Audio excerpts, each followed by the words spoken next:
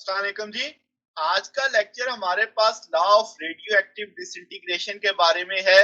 अब हम देखेंगे कि जो डिसइंटीग्रेशन, लास्ट हमने रेडियो एक्टिविटी पढ़ी, हमें पता चला कि आपका एक पार्टिकल डिके होता है, कभी अल्फा पार्टिकल, कभी बीटा, कभी गामा मिट करके। तो उसके लिए लॉ क्या है? तो वो law of radioactive disintegration के नाम से मशहूर है। तो इसी को आज इसका डेरिवेशन करेंगे, कंप्लीट मैथमेटिकल टूल बनाएंगे। तो वो न्यूक्लियाई जो रेडिएशन अमिट करते हैं उनको हम नाम देते हैं रेडियो एक्टिव न्यूक्लियाई। ठीक होगी बात? हमने पढ़ा कि 3 तरह की रेडिएशन होंगी, अल्फा, बीटा और गामा, जो वो अमिट करेंगे। फिर कल हमने पढ़ा कि ये स्पॉन्टेनियस होगा और वो अपने आप को ट्रांसफॉर्म कर लेगा एक नए न्यूक्लियाई में, यानी पेरेंट से डॉटर में, जिसे हमने जिक्र किया था कल के लेक्चर।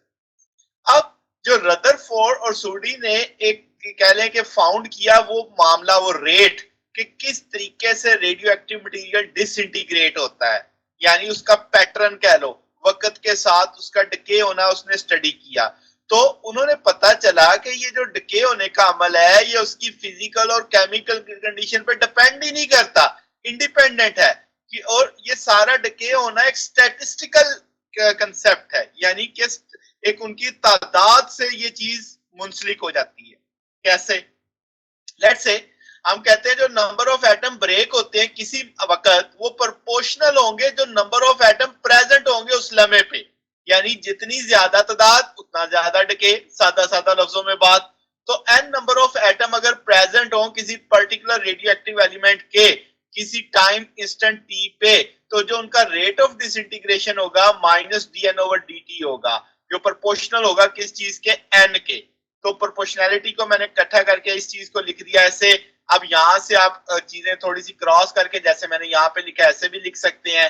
प्रोपोर्शनैलिटी खत्म करेंगे तो कांस्टेंट आ जाएगा, लैम्डा यहाँ पे कांस्टेंट के तौर पे आया है, तो लैम्डा बराबर आ गया minus delta n by n over t, यानी इस फार्मूले को थोड़ा सा अरेंज करके लिखा। लैम्डा यहाँ पे क्या है, जिसे हम कहते हैं कि कांस्टेंट है, डिसइंटीग्रेशन कांस्टेंट भी बुक्स में लिखा होता है, ज्यादा मशहूर है डिके कांस्टेंट। ठीक है? और आपके पास हर एलिमेंट के लिए, रेडियो एक्टिव एलिमेंट के लिए इसकी वैल्यू मुख्तलिफ होगी, मगर इसके यूनिट सब के लिए पर सेकंड चलेंगे, क्योंकि ऊपर तो एन्स की तादाद की रेशियो है ना, असल तो टाइम ही है। तो इसका मतलब फ्रीक्वेंसी हो गई आपके पास, डिके कांस्टेंट हो गया, एंगुलर फ्रीक्वेंसी होगी, इन सब के यूनिट क्या रहेंगे? सेम रहेंगे। फिर अगर हम कहें कि यहां से डेफिनेशन बनाई जाए, तो आप कैसे डेफिनेशन बनाएंगे? आप कहेंगे ये रेशियो है किसकी? अमाउंट ऑफ सब्सटेंस जो डिसइंटीग्रेट होता है यूनिट टाइम में टू अमाउंट ऑफ प्रेजेंट के। ठीक है?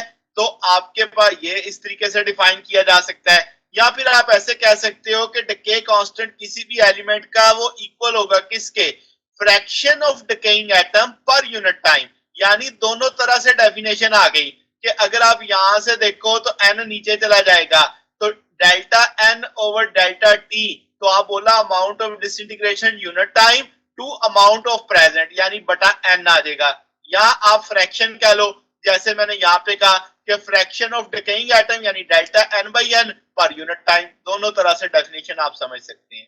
नेगेटिव साइन क्या शो करेगा? डिक्रीज, के भाई आपकी असल जो एटम्स की तादाद है उसमें कमी हो रही है। तो अगर लैम्डा की वैल्यू ज्यादा होगी तो डिके ज्यादा होगा, अगर लैम्डा की वैल्यू कम होगी तो डिके कम होगा। अब इसी टूल को जो ऊपर लिखा हुआ इक्वेशन 1, उसे हम ऐसे भी लिख सकते हैं, थोड़ी तरतीब दे दी यानी।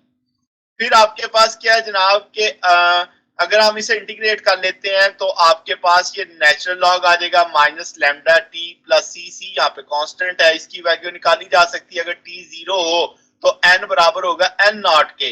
तो आपके पास इसका मतलब जो रेडियो एक्टिव इनिशियली थे एन नॉट थे, तो ये वैल्यू प्लेस की जा सकती है। यहाँ से सी की वैल्यू आ गई, सी की वैल्यू दोबारा इक्वेशन 2 में लगा दी तो इस तौर पे आ जाएगा।